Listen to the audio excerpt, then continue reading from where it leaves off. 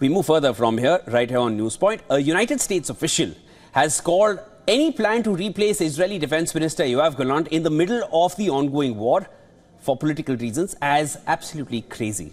This, of course, is something that has come up in the media. Reports have claimed that Prime Minister Benjamin Netanyahu is considering to fire Yoav Gallant, his defense minister, and add new Hope Party leader Gideon Sa'ar to create a wider unity cabinet.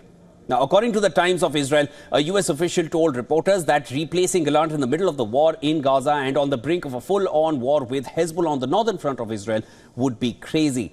The US official added that Gallant's experience in his current role was important, and he also argued that the reasons behind his potential firing are political in nature.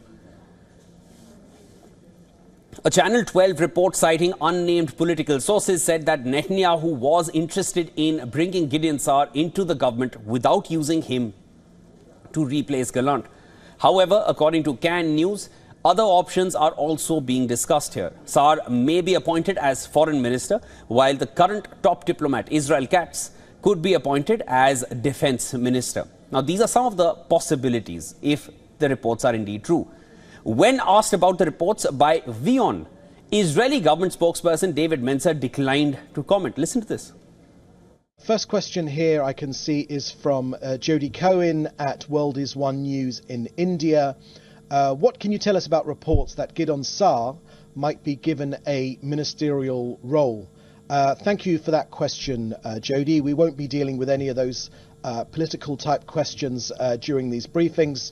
No doubt things will become clear later in the day or after that, but we don't deal with those sorts of political questions here during these briefings. But thank you for asking. Reports that Netanyahu was considering firing his defense minister Yoav Gallant shook the political arena in Israel and also sent Israeli financial markets diving on Monday. Gallant, meanwhile, met US Special Envoy Amos Hochstein to discuss the rising tensions with Hezbollah. Gallant told the US envoy that only military action against Hezbollah will enable the return of tens of thousands of evacuated Israelis to their homes. He added that the possibility for an agreement is running out as Hezbollah continues to tie itself to Hamas and refuses to end the conflict.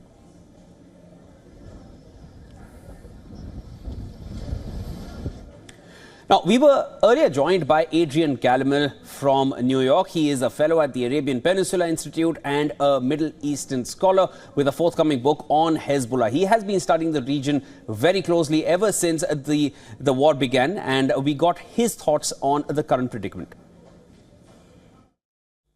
Well, I would hope that the United States would not and would let the Israeli government, which is going to prosecute this war and without outside interference. But if Gallant is replaced, as some have suggested, it is a mistake. I don't think there's any way to look at this. He has prosecuted a war in Gaza that's been so difficult.